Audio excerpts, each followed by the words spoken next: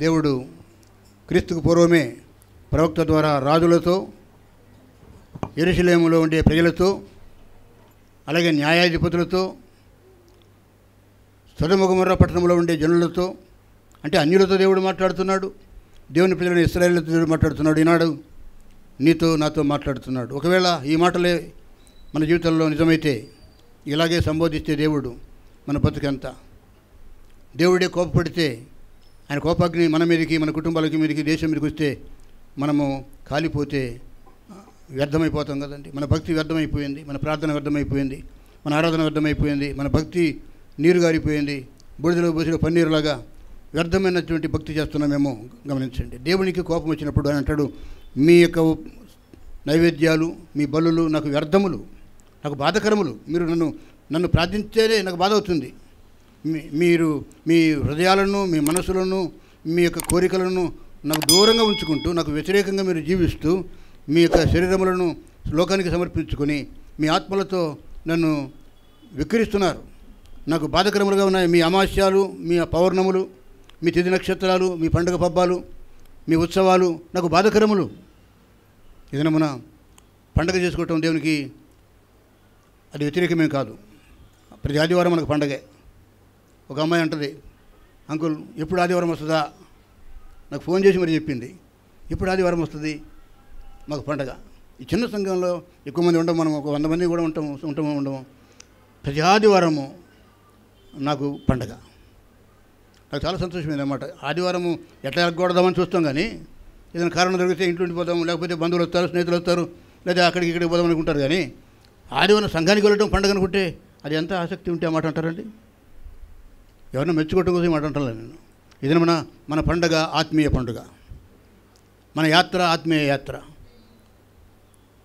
ఇశ్రాయేలీయుల విషయంలో దేవుడు ఎంతగా కోప్పడుతున్నాడంటే, పేరుకు మేము ఆకాశమును భూమిని సృష్టించిన దేవుని పిల్లలమని చెప్పుకుంటారు.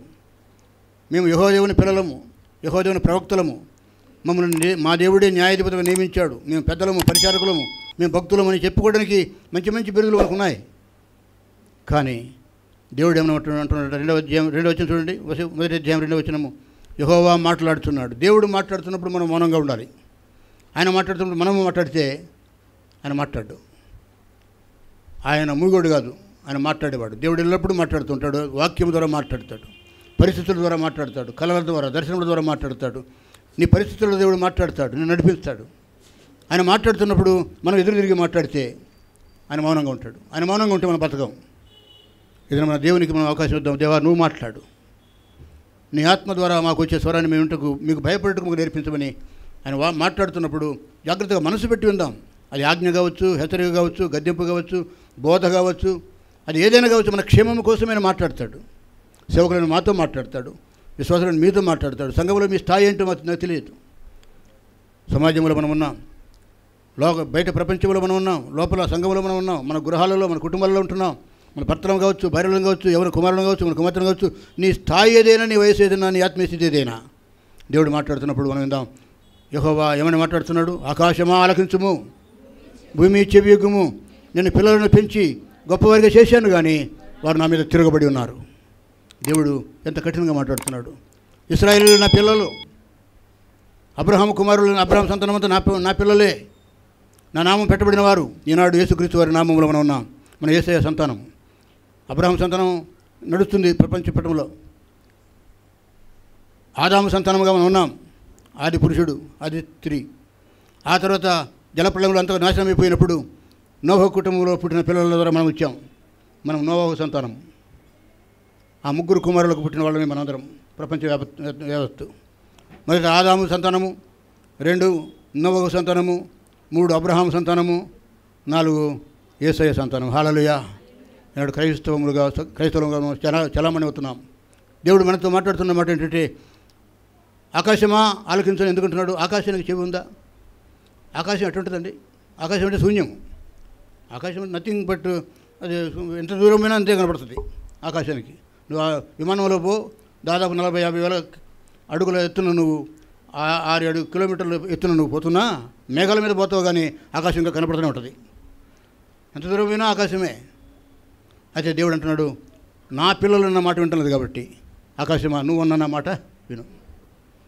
పేరుకు సంఘానికి వస్తున్నారు, వాక్యం వింటున్నావు. నేను ప్రసంగం కాదు, నేను ముగిస్తున్నా. ఆకాశమా ఆలకించు, ఎందుకంటే నా పిల్లలు నా మాట వింటం లేదు.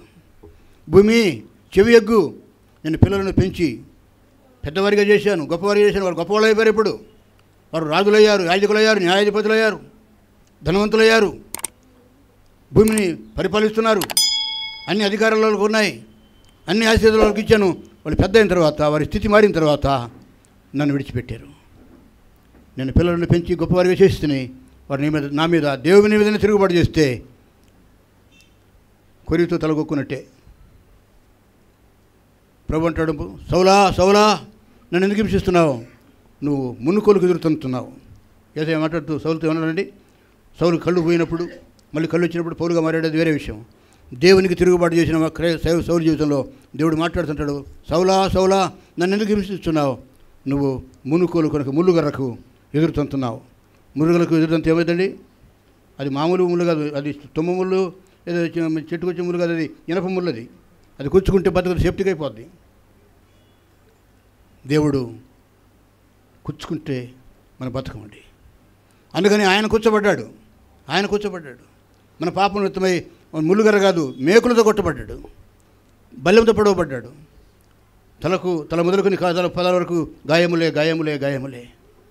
నువ్వు మాట వినప్పుడు, నేను మాట వినప్పుడు, మనం తిరుగుబాటు చేసినప్పుడు మనకు రాసిన శిక్ష యేసయ్య భరించాడు.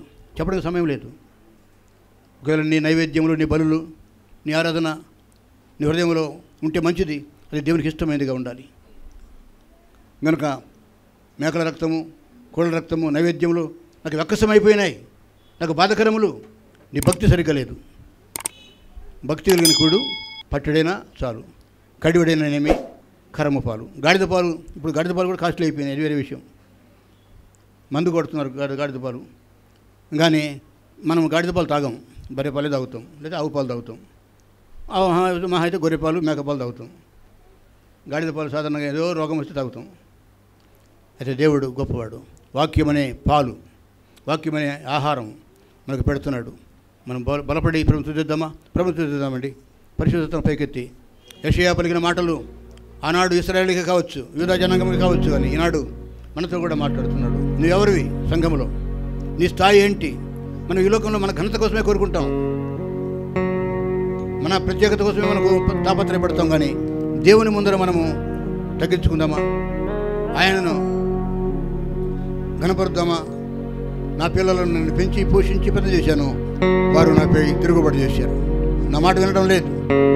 ఎద్దు తన కామందును ఎరుగును, గాడిద తన యజమాని యొక్క దుడ్డి ఎరుగును.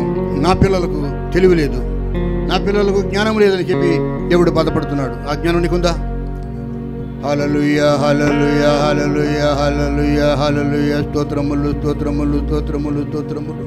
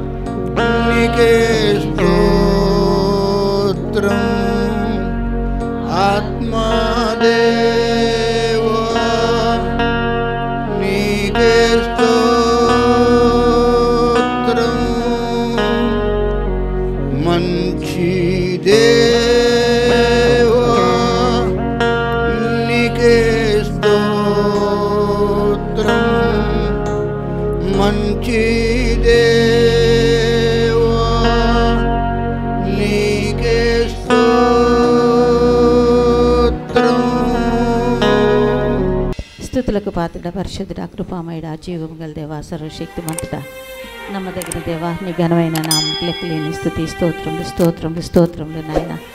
నమ్మదగిన దేవుడిగా మాతో ఉంటూ ప్రభా అయ్యా, గత 9 మాసాలు మమ్మల్ని కాపాడి మరి నూతన మాసంలో నాయన మొదటి వారంలో మమ్మల్ని ప్రవేశింపచేశారు తండ్రి. నీ నామానికి లెక్కలేని స్తుతి స్తోత్రములు నాయన. ఇచ్చిన ఆరోగ్యాన్ని బట్టి ఆయుష్కాలాన్ని బట్టి నీకు వందనాలు ప్రభా. అన్ని పరిస్థితుల్లోనూ చాలిన దేవుడుగా నీవు ఉండి మమ్మల్ని ఎంతగానో కాపాడి భద్రపరిచిన దేవా, నీ ఘనమైన నామముకు లెక్కలేని స్తుతి స్తోత్రములు స్తోత్రములు స్తోత్రములు తండ్రి. గొప్ప దేవుడు మాతో మీరున్నారయ్యా. మేము నీ మాట వినటం లేదని అయ్యా, సృష్టి అంతా నీ మాట వింటుంది కానీ మేమే నీ మాట వింటలేదు ప్రభా. అవును తండ్రి, అనేక మార్లు నేను దుఃఖపరుస్తున్నాం, అనేక మార్లు నీ గాయం రేపిన వారంగా ఉంటున్నాం, అనేక మార్లు మార్గం తప్పిపోతున్నాం, మాట తప్పిపోతున్నాం, పడిపోతున్నాం. అయినను నీ కృప వెంటాడి మమ్మల్ని ప్రేమిస్తున్నాయినా అయ్యా, మీ బలను మా కొరకు సిద్ధపరిచారు తండ్రి. మమ్మల్ని మేము పరిశుద్ధపరచుకోలేం కనుక నీ రక్తం శరీరం మా ముందు ఉంచారు నాయన. గొప్ప రక్షణ మాకు ఇచ్చారు తండ్రి. గొప్ప దేవుడు మాతో ఉన్నందుకు లెక్కలేని స్తుతి స్తోత్రాలు చెల్లిస్తున్నాం నాయన. మాకు ఇచ్చిన సంఘాన్ని బట్టి సహవాసాన్ని బట్టి నీకు వందనాలు అయ్యా. కాపరిని బట్టి కుటుంబాలను బట్టి నీకు వందనాలు ప్రభా. అన్ని పరిస్థితుల్లోనూ తండ్రి నాయన గత 22 సంవత్సరాలుగా ఈ దేవుని గొర్రెపిల్ల సువార్త సంఘంలో మమ్మల్ని నుంచి నాయన ఎన్నో మేళ్లు చేస్తూ ఆశ్చర్యక్రియలు చేస్తూ అద్భుతాలు చేస్తూ మమ్మల్ని ఎంతగానో కాపాడి భద్రపరిచిన తండ్రి, నీ ఘనమైన నామముకి లెక్కలేని స్తుతి స్తోత్రాలు చెల్లిస్తున్నాం నాయన. నమ్మదగిన దేవుడుగా మాతో ఉంటూ అయ్యా ఎంతగానో కాపాడి భద్రపరిచిన దేవా, మా హృదయాల అంతరంగాలు కడిగి శుద్ధి చేసిన ఆయన నీ దాసుని ద్వారా ఏ మాటలు వింటావు నాయన, వినే చెవి గ్రహించే జ్ఞానం హృదయంలో భద్రం చేసుకునే కృప మా అందరికీ దయచేయమని యేసు నామములోనే స్తుతి ఆరాధన అర్పిస్తున్నాను తండ్రి. ఆమేన్.